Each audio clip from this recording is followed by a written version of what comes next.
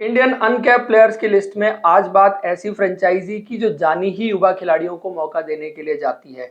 इस बार भी इन्होंने निराश नहीं किया और जिस तरह से यंग इंडियन प्लेयर्स को इन्होंने मौका दिया है, उससे इनकी टीम की फॉर्मेशन और बेटर हुई है। तो उस लिस्ट में जो पहला नाम है इस बार निकल करके आता है, वो है अशोक शर्मा। 22 साल का यह प्लेयर राजस्थान से ही आता है और इस खिलाड़ी का नाम याद कर लीजिए, क्योंकि इस आईपीएल में जो सबसे तेज गेंदबाजी करने वाला युवा भारतीय खिलाड़ी है वो यही है। क्योंकि कंटिन्यूअस 145 की पेस पर ये गेंदबाजी कर रहे हैं और 150 भी क्रॉस करते हैं। अगर इनको खेलने का मौका मिलता है तो ये वो बैरियर इस बार जरूर तोड़ेंगे। थोड़े अनलकी रहे जहां से इनकी क्रिकेट शुरू हुई 2019 के आसपास अच्छी शुरुआत हुई थी इनकी क्रिकेट की। फिर पेंडेमिक आता है और उसके बाद जब दोबारा से क्रिकेट रिज्यूम हुई 2021 का चैलेंजर ट्रॉफी जब ये खेल रहे थे, उस वक्त पर इनके कोच की डेथ हो जाती है। उससे इनकी परफॉर्मेंस थोड़ी बहुत इफेक्ट जरूर हुई थी, लेकिन अच्छी चीज ये हुई थी कि ये स्काउट्स की नजर में आ गए थे। 2020-21 में दिशांत याग्निक जो फील्डिंग कोच है राजस्थान रॉयल्स के, इनको पिक करते हैं, राजस्थान रॉयल्स की एकेडमी लेके जाते हैं, थोड़ा बहुत इनकी ग्रूमिंग होती है और फिर राजस्थान रॉयल्स के नेट बॉलर के रूप में 2021 में आए थे। फिर 2022 का साल आता है और इन्होंने डोमेस्टिक का कोई मैच खेला नहीं था, ना फर्स्ट क्लास का, ना लिस्ट ए का, ना टी20 का। फिर भी नियमों में बदलाव करके केकेआर की टीम इनको ऑक्शन में लेके आती है और 55 लाख रुपए में खरीदती है। लेकिन अगले साल केकेआर ने इनको छोड़ दिया। उसके बाद राजस्थान रॉयल्स की टीम ने एक बार इनको फिर से पिक किया है और इनकी गेंदबाजी में जो खास बात है वो इनकी पेस है, क्योंकि ये वो गेंदबाज है जो 150 की स्पीड क्रॉस करेगा इस आईपीएल में अगर खेलने का मौका मिलता है। गेंदबाजी की बात करें तो बहुत ही जबरदस्त इनका रनअप है। एक्शन आपको कुछ कुछ लांस क्लूजनर की याद दिलाएगा, लेकिन उनसे कहीं ज्यादा तेज जो है ये गेंदबाजी करते हैं। रिसेंटली डीवाई पाटिल खेल रहे थे, उत्तराखंड गोल्ड कप खेल रहे थे, उसके अलावा राजस्थान प्रीमियर लीग जो लास्ट ईयर हुआ था वहां पर इन्होंने 8 विकेट हासिल किए थे। तो प्रॉमिस बहुत अच्छा अब तक इन्होंने दिखाया है। अब आईपीएल में उसको डिलीवर करने का वक्त आ गया है। उसके बाद लिस्ट में दूसरा खिलाड़ी है वैभव सूर्यवंशी, मात्र 13 साल की उम्र, और ये चर्चा में अपनी परफॉर्मेंस से ज्यादा अपनी एज के लिए रहे हैं। लेकिन अगर परफॉर्मेंस देखें तो अंडर 19 वर्ल्ड कप में ठीक ठाक थी। उसके अलावा अंडर 19 ऑस्ट्रेलिया के खिलाफ इन्होंने जो सेंचुरी लगाई थी, विजय हजारे ट्रॉफी में एक पारी इन्होंने खेली थी, रणजी ट्रॉफी में कुछ खास परफॉर्मेंस नहीं रही, लेकिन सैयद मुश्ताक अली ट्रॉफी का एक मैच जहां पर राजस्थान के गेंदबाज के खिलाफ इन्होंने पहले ओवर में 2 छक्के लगाए थे, वो कमाल का माइंडसेट जो है वो दिखाता है। क्योंकि सामने जो गेंदबाज था वो कोई नया गेंदबाज नहीं था, अनिकेत चौधरी जैसा सरीखा गेंदबाज था। तो इस बल्लेबाज के पास काबिलियत है, दूसरा पावर जो है वो बहुत कमाल की है, क्योंकि लेग साइड में जिस तरह से शॉट्स लगाते हैं, स्पिनर के खिलाफ कदमों का इस्तेमाल जैसे करते हैं। और टी20 क्रिकेट में चाहिए यही आपको कि जो बल्लेबाज बड़े शॉट एट बिल लगा सकते हैं अपनी मर्जी से और डायरेक्शन चूज करके मार सकते हैं, वो सारी काबिलियत इनके पास है। स्टार्टिंग 11 में जगह बनती हुई नहीं दिखाई दे रही है, लेकिन जब भी बनेगी इस प्लेयर को देखना इंटरेस्टिंग जरूर रहेगा।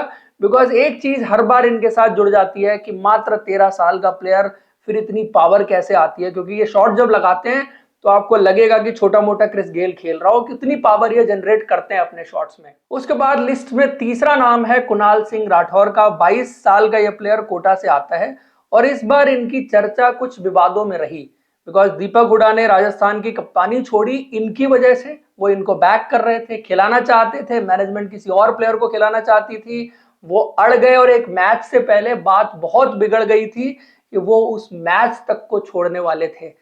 बट इस खिलाड़ी के पास जो काबिलियत है वो कमाल की है। पिछले साल इन्होंने बहुत अच्छा प्रदर्शन किया था, एक 150 रन की पारी आई थी रणजी ट्रॉफी में, और साथ में जो विजय हजारे ट्रॉफी थी जहां पर राजस्थान की टीम फाइनल खेली थी, इनका भी रोल बहुत इंपॉर्टेंट था। विकेट कीपिंग बहुत अच्छी करते हैं, वो इनकी काबिलियत है। बट बैटिंग जो इनके पास छक्के लगाने की काबिलियत है वो बहुत ही जबरदस्त है, और इसीलिए राजस्थान रॉयल्स की टीम इनको अपने साथ पिछले 2-3 साल से जोड़ के रखी हुई है। शायद हो सकता है कि इस सीजन इनके खेलने का चांस बने, बिकॉज इस बार बैटर्स थोड़े से कम आपको राजस्थान रॉयल्स की टीम में दिखेंगे। तो कभी भी जरूरत पड़ेगी तो जो बैट्समैन अंदर आएगा डाउन द ऑर्डर बैटिंग करने के लिए, वो कुणाल राठौर होने वाले हैं। उसके बाद इस लिस्ट में जो चौथा खिलाड़ी है वो 30 साल के विदर्भा से आने वाले शुभम दुबे। ये पिछले साल भी थे जब इनको 5.8 सीआर में राजस्थान रॉयल्स ने खरीदा था। सीजन बहुत अच्छा गया नहीं था इनका, क्योंकि इन्होंने 4 मैचेस में सिर्फ 33 रन बनाए थे। इस बार फिर से 80 लाख रुपए में खरीदा है, और पिछले साल जो खरीदने की वजह थी, इन्होंने सैयद मुश्ताक अली ट्रॉफी में 221 रन बनाए थे, 73 की एवरेज थी, 187 का स्ट्राइक रेट था। विदर्भा के लिए सबसे ज्यादा रन बनाने वाले खिलाड़ियों में दूसरे नंबर पर थे।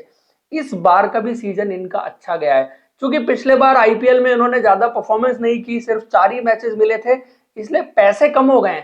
लेकिन जो सैयद मुश्ताक अली ट्रॉफी की परफॉर्मेंस है वो बहुत कमाल की रही है। सिर्फ 134 रन है, लेकिन एवरेज है 67 की और स्ट्राइक रेट है 182 का।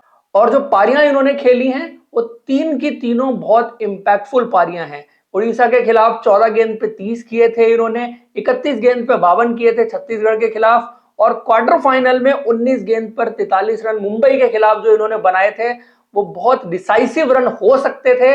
लेकिन सामने पृथ्वी शॉ, अजिंक्य रहाणे और शिवम दुबे ने वो 221 रन का टारगेट क्वार्टर फाइनल में चेज डाउन कर दिया था।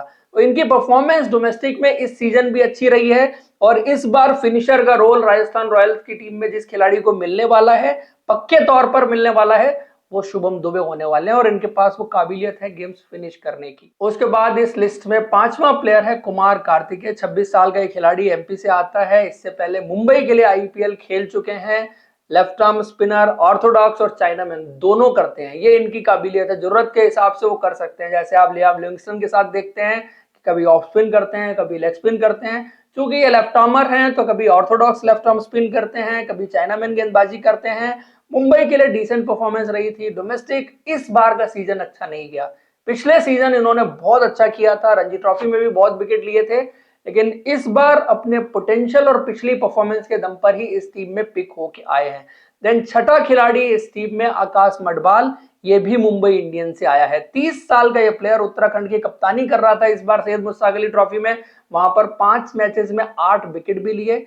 लेकिन ज्यादा चर्चा इनकी गेंदबाजी की काबिलियत, जो स्मार्टनेस है, जो इनके सेटल वेरिएशंस हैं, जो कंसिस्टेंसी है, जो डिसेंट सी पेस है, जो गेंद को मूव कराने की स्किल है, और एक वक्त पर इनको हाईली रेट किया जा रहा था, हालांकि अभी भी किया जा रहा है। ऐसा कुछ बहुत बदला नहीं है 2 साल में कि आकाश मडवाल के सितारे गर्दिश में चले गए हैं, और इस खिलाड़ी को भी अगर मौका मिलता है तो डिसेंट कंट्रीब्यूशन इस टीम में डाल सकता है। उसके बाद इस टीम में 7वां प्लेयर है युद्धवीर चरक। तो हमने फास्ट बॉलर के साथ शुरू किया था, एक और फास्ट बॉलर जो इस सीजन डोमेस्टिक में अपना नाम और बड़ा कर गया है। रणजी ट्रॉफी में जिन फास्ट बॉलर ने सबसे ज्यादा विकेट लिए उनमें से एक हैं। 26 विकेट इन्होंने लिए 7 मैचेस में, और मुंबई के खिलाफ जिस मैच में रोहित शर्मा भी खेले थे, जहां पर उमर निजार ने 5 लिया था, उस मैच में इन्होंने भी 7 विकेट लिए थे। तो जबरदस्त गेंदबाजी इन्होंने इस बार रणजी ट्रॉफी में की है। ज्यादा अपनी रेड बॉल की स्किल के लिए जाने जाते हैं।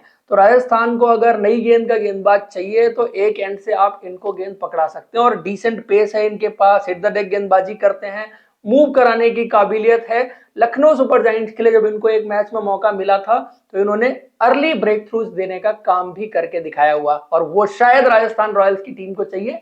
बट डिपेंड करेगा कि जगह इनकी कवर कैसे बन पाती है। बट अगर आप अनकैप्ड इंडियन प्लेयर्स देखें तो राजस्थान रॉयल्स की टीम में कई सारे हैं, बट सबसे एक्साइटिंग अशोक शर्मा। इनकी फास्ट बॉलिंग किस पेस तक पहुंचेंगे, क्या रिकॉर्ड बनाएंगे, ये देखना बहुत इंटरेस्टिंग रहने वाला है। तो दोस्तों ये था वीडियो, आप सबको पसंद आया है तो लाइक और हमारे चैनल को सब्सक्राइब जरूर करें। Thank you, see you in next video.